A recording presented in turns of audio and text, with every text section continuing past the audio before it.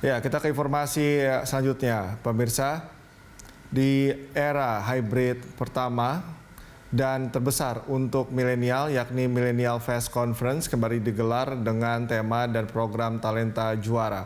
Acara ini menghadirkan 23 pembicara ternama dan diikuti sekitar 4.000 milenial yang nanti akan disaring dalam program Talenta Juara untuk mendapatkan beasiswa. Acara hybrid pertama dan terbesar untuk milenial, yakni Millennial Fest Conference, digelar dengan tema dan program Talenta Juara. Acara ini menghadirkan sejumlah pembicara ternama, mulai dari Yusuf Kala, Erick Thohir, dan sejumlah CEO, serta tokoh lainnya.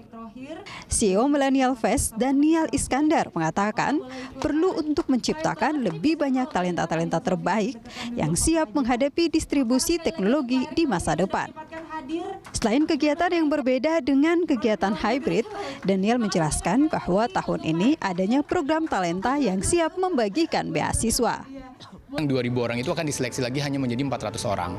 400 orang itu akan mendapatkan kelas-kelas khusus yang kita mengadopsi model design sprint. Jadi selama 1 minggu mereka akan digodok dari mulai ideation, mereka punya ide apa, ide bisnis, ide project atau ide startup apa. Selama 1 minggu itu idenya akan divalidasi dan diperdalam bersama mentor-mentor yang expert. Jadi di akhir tahun kami punya 400 talenta juara, sekaligus juga paling tidak kami punya 120 project di tiap daerah. Jadi 400 itu masing-masing dibagi 3, kemudian mereka akan bikin proyek. Nah, nanti 3 proyek terbaik akan mendapatkan program pengembangan, program pendanaan untuk bisa di-accelerate menjadi sebuah unit bisnis. Sebanyak 23 tokoh siap menjadi narasumber. Mereka dibagi dalam 2 hari, yakni tanggal 15 dan 16 Agustus 2020. Mulai dari pemimpin Indonesia, kreator, inovator, dan influencer hingga tokoh muda intelektual yang siap berbagi pengalaman bersama millennials. Antara lain CEO Bukalapak, Rahmat Kaimudin, dan CEO BRI Venture, Niko Wijaya. Jadi menurut saya acara ini sendiri sangat positif ya, dan memang sangat menarik sekali.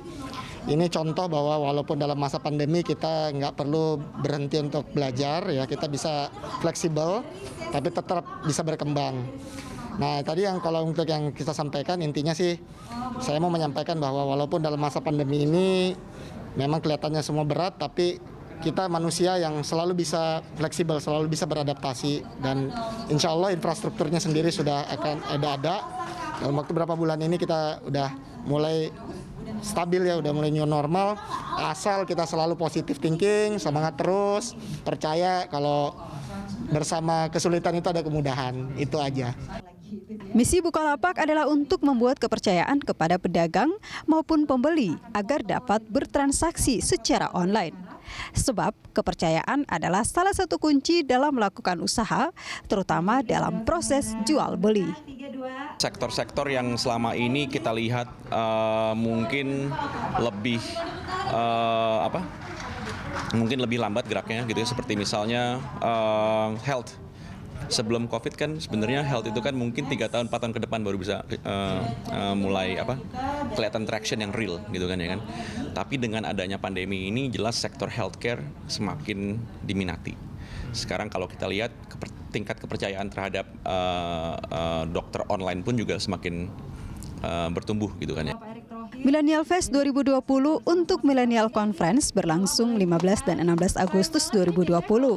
Tepat di hari kedua, Wakil Presiden ke-10 dan 12 Indonesia, Yusuf Kala, dan Gubernur Jawa Barat Ridwan Kamil dijadwalkan hadir di acara tersebut sebagai pembicara. Eril Raka, Irham Andi Aji, Berita 1, Jakarta.